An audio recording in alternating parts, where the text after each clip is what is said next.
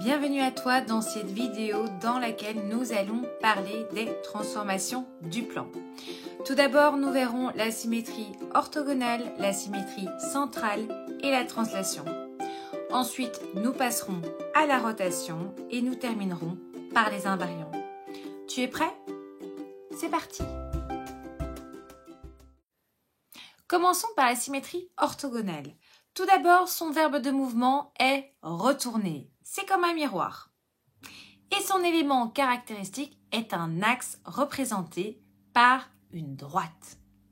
N'oublie pas, pour noter une droite et donc un axe, tu utiliseras une lettre minuscule ou deux lettres majuscules.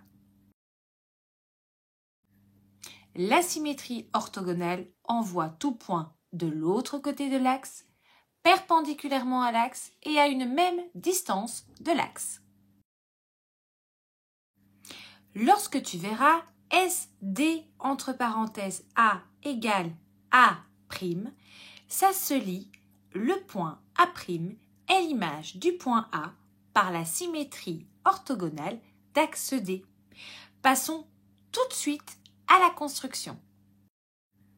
Tout d'abord, tu devras placer ton équerre perpendiculairement à ton axe.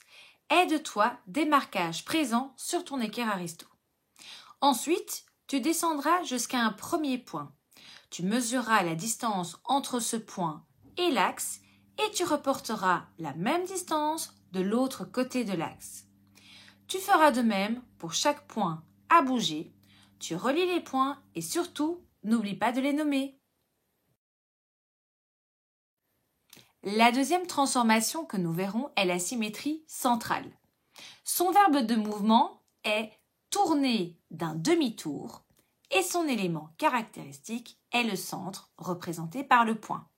N'oublie pas, on notera un point par une lettre majuscule. La symétrie centrale envoie tout point de l'autre côté du centre, sur la droite passant par le point et le centre et à une même distance du centre. Lorsque tu verras SO entre parenthèses A égale A', cela se lira, le point A' est l'image du point A par la symétrie centrale de centre O. Passons maintenant à la construction. Place le 0 de ton équerre sur le centre et aligne ton équerre avec le point que tu souhaites déplacer. Tu prendras la distance qui se trouve entre le centre et ton point et tu la reportes de l'autre côté de ton équerre. Tu fais de même pour les autres points. Tu relis les points entre eux et surtout, n'oublie pas de les nommer. Terminons cette première partie par la translation. Le verbe de mouvement de la translation est glisser. C'est simple, c'est un peu comme des pas de danse. Tu glisses sur le côté. Et son élément caractéristique est le vecteur, représenté par une flèche. Il sera généralement noté par deux lettres majuscules. La translation envoie tout point dans un même sens, dans une même direction et d'une même distance.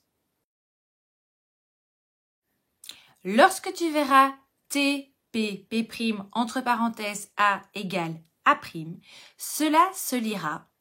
Le point A' est l'image du point A par la translation de vecteur P, P'.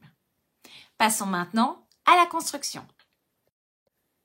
Pour construire une translation, tu placeras ton équerre sur le vecteur. Tu placeras le 0 à l'extrémité de ton vecteur pour le mesurer.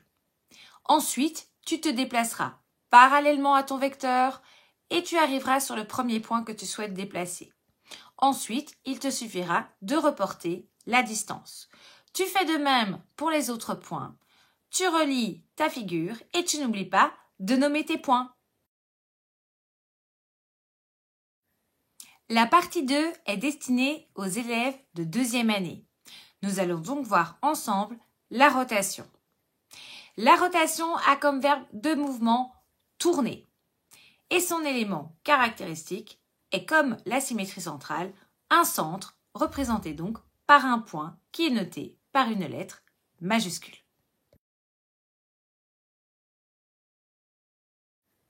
La rotation envoie tout point dans un même sens, d'une même amplitude et sur des cercles concentriques.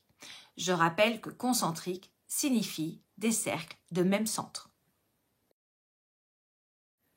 Lorsque tu verras R, O, virgule, moins 90 degrés, entre parenthèses, A égale A', cela se lira.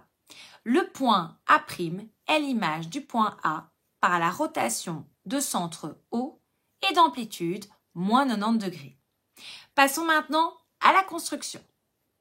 Pour construire une rotation, tu utiliseras tout d'abord ton compas. Tu placeras la pointe sèche sur le centre et ton rayon sera la distance entre le centre et le point à bouger. Tu traceras alors des cercles. Ensuite, tu prendras ton équerre. Si l'amplitude est positive, la pointe de ton équerre ira vers le haut. Si elle est négative, la pointe ira vers le bas.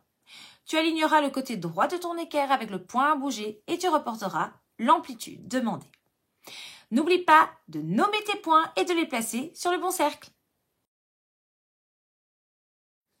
La dernière partie de cette vidéo concerne les invariants, c'est-à-dire des éléments qui, malgré que tu effectueras une transformation du plan, ne changeront pas ce qui constitue la définition même des isométries.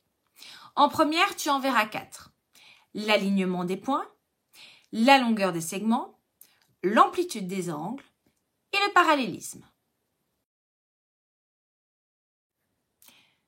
En deuxième année, tu verras 4 autres invariants dont la perpendicularité, le milieu d'un segment, le périmètre des figures et l'aire des figures.